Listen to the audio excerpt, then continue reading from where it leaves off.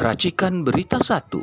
Nah, saya akan membacakan hasil rapat kita minggu lalu, yang pertama kali kita rapat di sini. Ini merupakan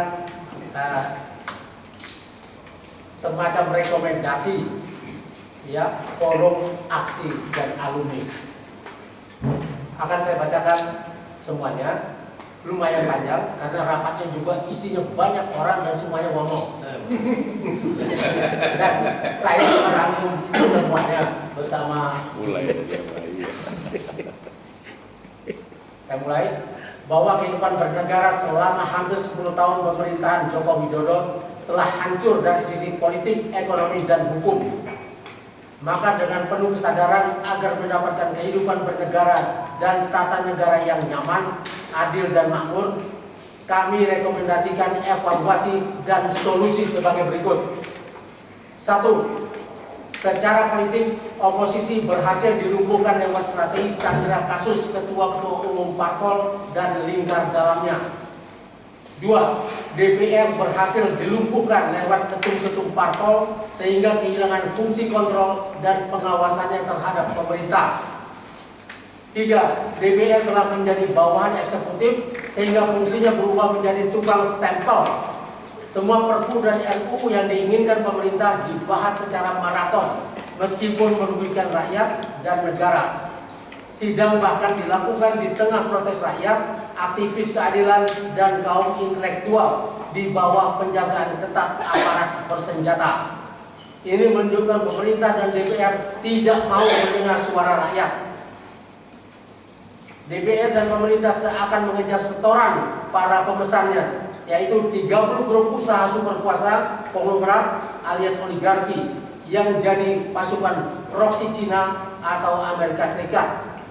Contohnya, sekedar menyebut sebagian saja, Perpu Corona yang diundangkan tengah malam, revisi Undang-Undang Keormasan yang memberi wewenang kepada pemerintah membubarkan ormas tanpa proses pengadilan, revisi Undang-Undang KPK yang merubah KPK dari superbody menjadi lembaga pemerintah biasa di bawah presiden yang akhirnya jadi senjata pemberangus oposisi, revisi Undang-Undang Minerba yang membuatnya semakin bertentangan dengan Undang-Undang Dasar 1945 pasal 33 ayat 3 yang justru membuat tambang-tambang dan mineral kita jadi bancaan asing dan asing, sedang rakyat jatuh miskin.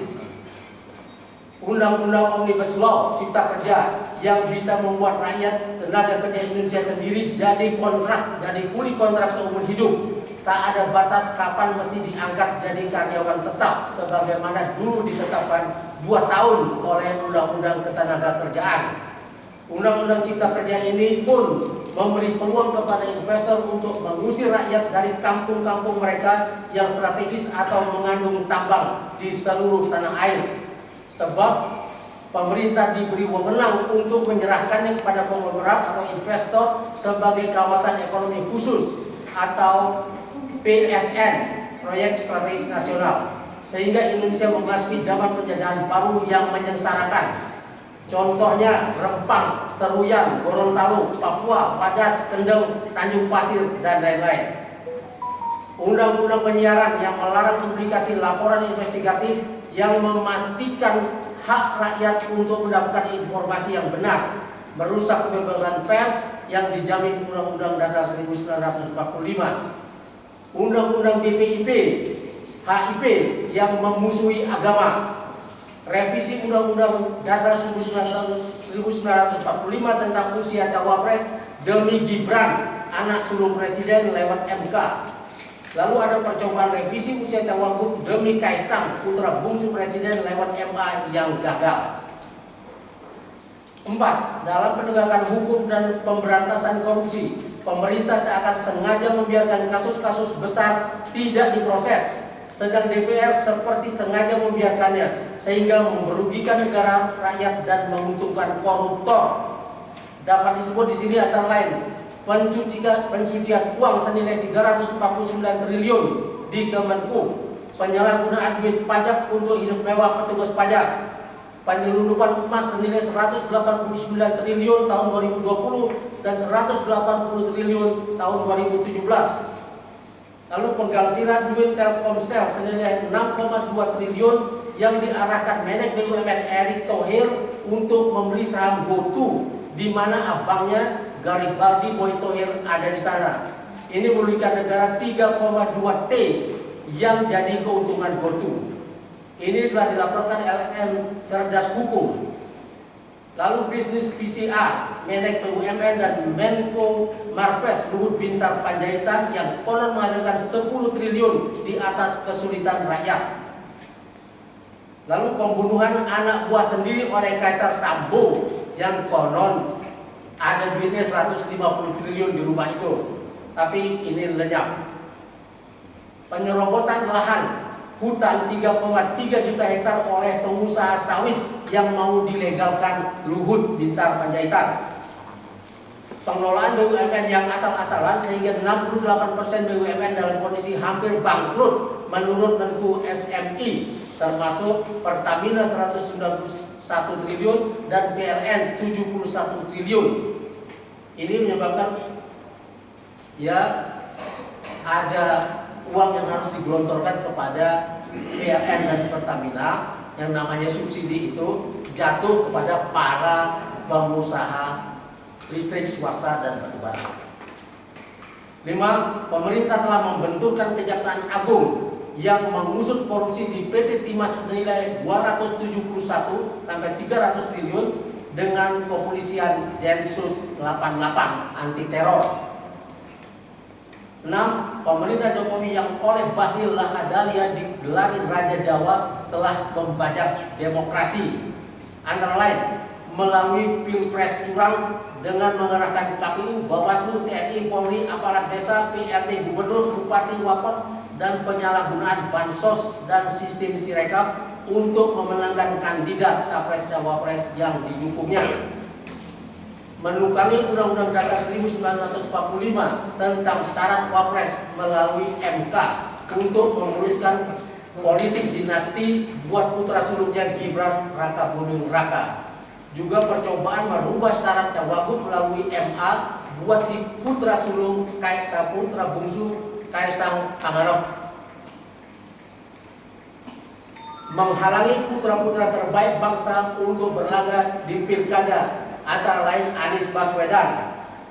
Menekan Nasdem, PKS, dan PKB agar meninggalkan Anies. Percobaan memborong semua opsi lewat Kim Plus sekaligus mengisolir PDIP Megawati agar tak bisa bermitra dengan parpol manapun di pilkada. Ini digagalkan MK. Lalu mengambil alih Golkar dengan menyingkirkan Ketua Umum Golkar Erlangga Hartarto lewat taktik sandera kasus ekspor minyak sawit. Lalu menempatkan boneka Bahlil di pucuk pimpinan Golkar. Ini disinyalir akan dijadikan alat mengendalikan Prabowo, presiden terpilih.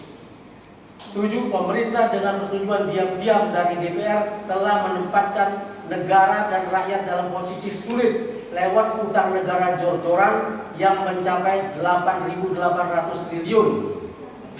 Ini membuat APBN senilai 3.500 triliun tahun ini mesti dialokasikan triliun lebih untuk cicilan bunga utang dan pokok utang, sehingga dana pembangunan buat kesejahteraan berkurang banyak. Ini pada gilirannya dibebankan kepada rakyat dalam bentuk pengurangan subsidi pupuk, bibit, kenaikan pajak, listrik, BBM, tol, biaya pendidikan, uang kuliah, dan biaya hidup. Berpijak pada paparan di atas, maka kami dari Forum Aksi meminta agar Presiden Jokowi dan kabinetnya turun segera sebelum tanggal 20 Oktober 2024. Sekian. Wassalamualaikum warahmatullahi wabarakatuh. Presiden Forum Aksi Juju Purwantoro, Ishak Rafiq, dan Vicky Aba Belfast.